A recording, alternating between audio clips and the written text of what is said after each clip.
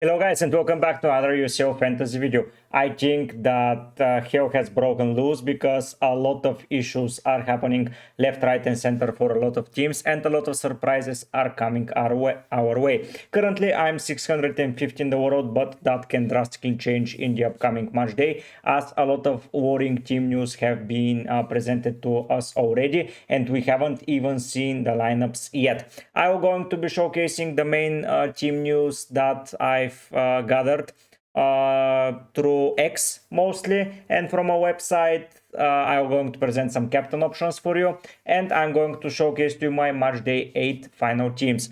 Honestly, I may even consider taking a -8 hit in order to utilize at least a feasible team that can do some damage, but we'll talk about it when we discuss my team. If you want to support me and see more content from me, go down and subscribe to the channel. It would mean the world to me. And now let's go and see the team news that I gather, because I think they're pretty worrying and I honestly don't know how to address them. So these are the news that I've managed to gather throughout the X and through some browsing through the internet. I'm going to be summarizing them to you and what I think about them. So we're first starting with James Pierce tweeting the Liverpool squad to the PSV trip. Honestly, half of the players I am not familiar with. Endo, Nunes, Chiesa, Gakpo, Elliott, Tsimikas, Robertson, Kelleher, Kwanzaa, and Bradley. That's where the first squad ends. You have players like Cone Doherty, Mabaya, McConnell, Nawo, Morrison, Dance, Norris, Morton Ivan, Davis, Ignoni. Those players are the B team from Liverpool.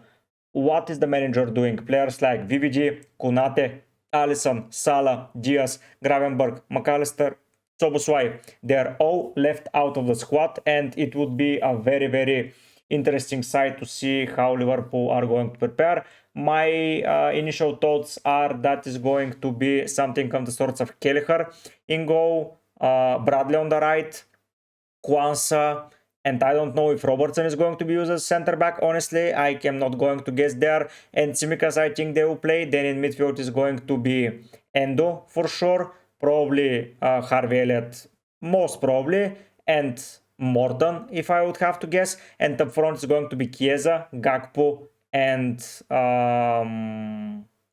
so Chiesa, Gakpo, and is it going to be Dance? I don't know. Honestly, PSV might have a chance to score a lot of goals. So if I have PSV players in my team, I would utilize them at the fullest potential. I have a PSV goalkeeper, but honestly, Liverpool can score against anyone with whatever team. So I'm not going to risk it with the PSV keeper. But if he's the only playing keeper you have, I would be not so surprised to see him keeping a very low scoring game, even a clean sheet. On the other hand, Atalanta have confirmed that Lookman has suffered a knee injury and he will miss the Barcelona match. So whoever has Lookman, he's not playing at all. And I would be pretty worried for the Atalanta chances. I personally own the Ketelaere, and that injury is a very big issue for my team. But at the end of the day, it means that the Ketelaere and Retigui are going to start and most probably will survive for the 90 minutes. So I wouldn't be too worried now for their minutes, but their goal scoring appeal will drop for sure. Gyökeres from Sporting missed the training session on Tuesday, and according to CNN Portugal, he's going to miss the clash against the Italians. So if they don't win that game, they are out of the tournament, and I'm a little bit confused why he's missing that game, but probably they're relying on the others to do the job, so he can be rested against Farense and then can be used against Porto, and then if they're in the playoff stage to be utilized there. I honestly don't know what's the plan there, but if that was the plan, why the hell did the manager decided to rest him, not rest him in the league in last turn? I'm a little bit confused, but we'll see when the lineups come out if Gyökeres is included at all. Thiago Motta from Juve has mentioned that Cambiaso won't be there tomorrow, so that's one defender out of the equation. He had a problem with an ankle and he doesn't feel 100%, so you were through to the next round, but I think they will not fighting for a direct promotion to the round of 16. But yeah, if someone owns Cambiaso, I would be taking him out. For Bayern Munich, there are a little bit of worrying news. Eric Dyer did not train with the team today, so that's one center back gone. Kim Min-jae had to cut the session short after just 30 minutes. Two defenders out, and Upamecano trained individually, and it's a major doubt for Wednesday. Three center backs are a doubt. Honestly, Bayern may concede some goals. I know it's against Slovan, and they may not be risked at all, but yeah, that feels like a criminally hurt Bayern Munich defensive side. And it's not the issue that they will most probably not concede goals, but center backs, as you know, in modern day teams, they are the main source of the starting of the attacks. I think Bayern will manage because it's Slovan, but at the end of the day, I think that it will have some impact, but we have to see the lineups. Another speculation is that there is a training 11 from the Atletico Madrid side. It's Oblak, Urente, Lenormand, Lenglet, Azpilicueta, Juliano Depou, Koke, and Lino, Griezmann, and Sorloth. There is no Alvarez in this lineup. That can be pure speculation. Something may have happened to Alvarez, we don't know, but treat with caution because he is not there and may not even play. To start the game, of course, he can come on as a sub. I may even keep him if he's on a sub, but that leads us to a lot of issues. Some issues can be avoided. For example, Cambiasso can be benched. Bayern Munich defender can be replaced, Gyökeres can be replaced, of course, but if a lot of issues stack up for you, it's going to be hard for me. There are 4 issues on that list, and I have a suspension for Vini Jr. So that is Salah, Van Dijk, Gyökeres, Kim Min-jae, and Vini Jr. out for my team. So those are 5 players, and I was hoping to rely on them. That's basically my star squad. But at the end of the day, it's the name of the game to be adaptive, and we're going to see depending on lineups, because Kim may start, Gyökeres may start, and the only thing that I will have to take care is Vini Jr., Salah, and Virgil. So that's a -4 hit, but if Kim Min-jae is missing also, that may lead me to a -8. Now, let's go and see how the captain's options are looking for the upcoming match day 8. I think there are 4 clear-cut captain options. I will be saying to you who is my favorite and what I don't think you can order, and basically all of them are very likely to score a lot of points. So it's basically the decision that I don't know how to say it. Probably not a lot of teams will be able to be lucky to get all of the points, but it can still be a good situation. So here are the current captaincy option. I don't think I'm surprising anyone with those selections, but at the end of the day, I wanted to showcase them to you, as it will be pretty important to have the full knowledge when making your decision. We're starting with Erling Haaland. Of course, he faces Bruges. It's a home game. It is the must win for City, and when City need to win for sure, they win for sure. Bruges are not an easy target. They're still fighting for the place in the knockout rounds, but at the end of the day, this is Manchester City, and I really believe that City will dominate massively the Bruges side and will be scoring goals for fun. I think the name of the game this week is going to be goals, so I'm a little bit hesitant to play my cheap defenders there, but we'll get into it in a second. So Haaland against Bruges is a top pick as a captain. I think that on penalties, everyone guys here is on penalties. Forwards, good players, left, right, and center. Honestly, I feel like not owning currently any of those 3 forwards will hurt me massively. I may try, if Gyökeres is out, to fit at least 2, and we'll see where that will lead me. So Haaland against Bruges, massive fixture as already mentioned. Next up is Mbappe against Brest. Not only Mika Richards like Brest, I think a lot of people will favor that fixture for captaincy option. Mbappe now on penalties, almost certainly, as Vini Jr. is out. Main man, he can play on the left, he can play in centrally, whatever the hell he wants to play. And he has been in amazing form. The last 5 games, he has scored in all of them, I believe. So that means his form is increasing. And sadly, the French team has suffered a lot of goals in the past from Mbappe, and I think they will be continuing that suffering. I think that this is another very high scoring game, and not having at least Real Madrid player is going to hurt like a truck. I'm most probably planning to bring either Bellingham or Mbappe into the team, but we will see that in the discussion later on. I will be showcasing to you how my team looks and what my transfer plans are most probably going to be, but that will be for the final stage. The next captaincy option that I initially thought is going to be probably be the best one is Wirtz against Sparta Praha, but honestly, I don't know who is the best from this option. I think you can flip 4 coins and in the air try to catch them, and when you're catching them, say this is Wirtz, okay, Wirtz is out, okay, Kane is out, okay, I'm sticking with Haaland, something like that. I don't see anything that separates those players. I think the only thing that separates them is the home fixture, so Mbappe may drop to 4th place, but the top 3, I don't know. I honestly don't know how to approach it as a captaincy option. Probably it will be Haaland for me as a captain, but we'll discuss that in a second. Sparta Praga, easy fixture, easy way for him to score points, and easy way for Leverkusen to get a ticket to their next phase, and all of them to be happy. Harry Kane facing Slovan Bratislava. This guy has around 80% from bookies to score a goal. That's a very, very high number. 80% is like, if he kicks the ball, it is in. I don't know how to approach it. Honestly, if Musiala is benched, I may even go out of my way and take hit after hit after hit and put a proper team and run into the horizon with it, and whatever happens, happens. I genuinely think those games are going to be very, very high scoring, because a lot of teams will want to rack up some goal difference. Bayern Munich are for sure in need of that, as if they manage to get into the top 8 by goal difference, it's going to be massive, and Dinamo in the first round and Slovan in the second may be coming pivotal. I don't think any other player is worth discussing as the captaincy option. Sorry if the favorites of yours are not here, like Rafinha, Lewandowski, etc. But I honestly don't feel like those 4 players can be topped from this week. So yeah, those are the players.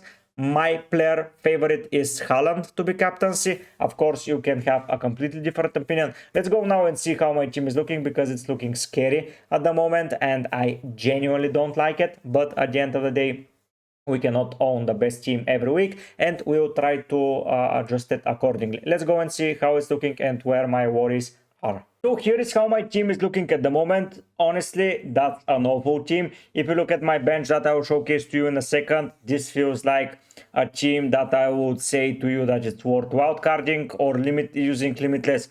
Honestly, if you own a limitless chip and you haven't used it, I would activate it immediately. I don't think it's worth keeping in the next phase.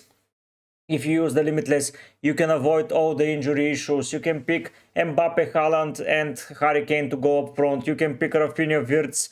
You can pick Foden and Bellingham in midfield. You can then go for Grimaldo, Frimpong and Hakimi, and then you can pick Raya or Mainan, and you'll be happy days. Basically, I gave you the best limitless team that I think, without even thinking about the players that you can put and what players you should own. Honestly, if I can use it and return back in time, I may keep it for next year. So that's a pretty big thing for next year, to consider what to do with the chip and how to approach it. At the end of the day, I've already used mine and I would plan better for next week as next year, but next year it will be completely different. Maybe Liverpool are not smashing the whole league and I can use their players all the time. So yeah, every year is a completely different stuff all the time. So let's see this year. So my Nan in goal is keeping his place no matter what. Grimaldo is starting, and here my defense ends. I have Kim, I have Wagnumann, and I have on the bench Trusty and Virgil. I honestly think that the game between Aston Villa and Celtic can be very high scoring. So starting Trusty is like saying, okay, I would just better take a hit and pick someone from Arsenal, someone from Inter Milan, someone from PSG, someone from Bayer Leverkusen anymore. I can pick a player from Real Madrid. Honestly, I can go in so many directions. But if I have to start Trusty, I will be pretty worried. So VVD and Salah are 1,000,000% out of the squad. They are not going to start. They are not going to play. And seeing my team looking like that, Wagnumann is not starting against PSG. And Kim, if he is playing, he will save me for sure. I wouldn't have to use only one transfer there. But if he is not starting, I'm doomed. Then in midfield, I have Musiala, who will be starting if he starts. Even if he's on the bench, I would keep him. We have Reinders, who is 1,000,000% starting. We have Wirtz, and I may probably rely on Kuhn, as Villa have been conceding a lot of goals as of recent, and they have some injury issues in defense, like Minks is injured, Torres is injured, Carlos is injured. They only have Konsa that's fit. Dini is not stable, Madsen is not stable. I may start Kuhn and say screw it and not do anything there, which can be an option. Of course, haven't decided on it as of yet. De Ketelaere is playing. He was not going to play, but with the injury crisis, De Ketelaere is staying in the team. And next up, we have Vini Jr., who is immediately leaving the team. If I see Haaland starting, Vini Jr. is getting into the side. Gyökeres, if he's on the bench, I may keep him, or I may just even sell him and get Harry Kane or Mbappe and be done with it. I'm going to go now through the transfers and see how my team is looking and what can we change. And I'm going to remove the players that are not starting for sure and see what I can cook and what my -8 to -12 hit will look like. Honestly, my restrain myself of picking -8, but a -4 if only those players are missing can be on the horizon. If those players plus Kim, -8 is a certainty. So let's go and see how my transfers may look if I decide to use the hits and utilize the hits, because with those news, honestly, I'm screwed.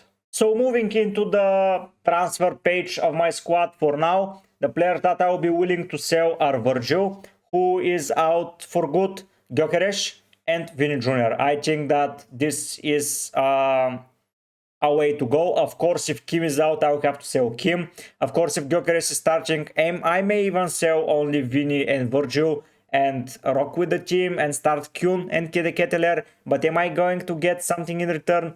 I don't know. I'm just not going to waste the hits.